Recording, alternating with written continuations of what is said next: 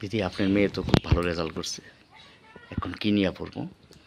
Actually দাদা ভালো মেয়ে তো ভালো রেজাল্ট করছে, 94% মার্ক পাইছে।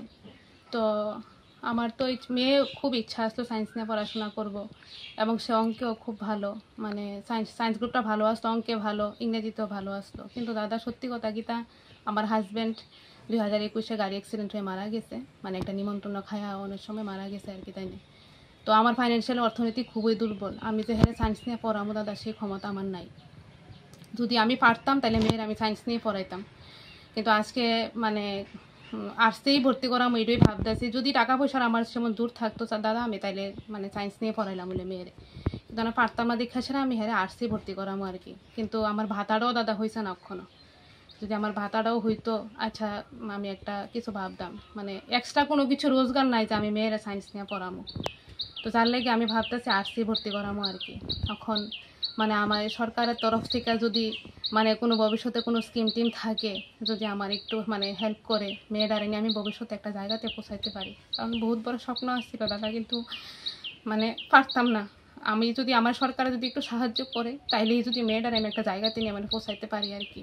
আমার সরকারের কাছে এটাই আবেদন আর কি, আমি সরকারের কাছে অতটুকু চাই যদি আমারে কিছু একটা সাহায্য করে তাহলে মেয়েটারে আমি ভবিষ্যতে নিয়ে একটা জায়গাতে পৌঁছাইতে পারি। আমার মেয়ে 500টা সাবজেক্টে লেটার পাইছে, কিন্তু আজকে আমি টাকার লেগে মেয়েদের সায়েন্সে পড়াইতে পারতাম না।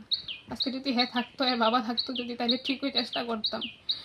এখন আমার অতটুকুই শুধু সরকারের কাছে আবেদন যেন আমি একটু আমার একটু সাহায্যের হাত বাড়াই দেয়, যাতে ভবিষ্যতে কোনো একটা স্কিম টিমও যদি থাকে যাতে আমি মানে মেয়েটার আমি ওই জায়গাটা নিয়ে পৌঁছাইতে পারি, আমার যাতে একটু সাহায্য করে আর কি, আমার অতটুকুই চাওয়া। কোন স্কুল থেকে দিচ্ছেন মেয়ে? দক্ষিণ চরিলাম থেকে, সাউথ চরিলাম হাই স্কুল থেকে আর কি। এই জায়গাটার নাম কি? এই যে সাউথ চরিলাম ওই ধরে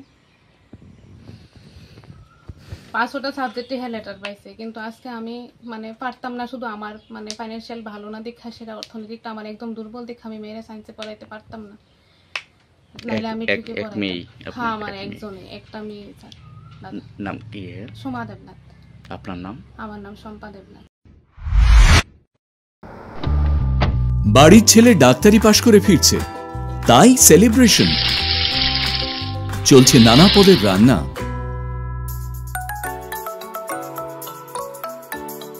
শেফদের পছন্দ সিস্টার মশলা, যা মডার্ন টেকনোলজি এবং স্বাস্থ্যসম্মত। টেস্টিও। ইনি ডক্টর না সিস্টার?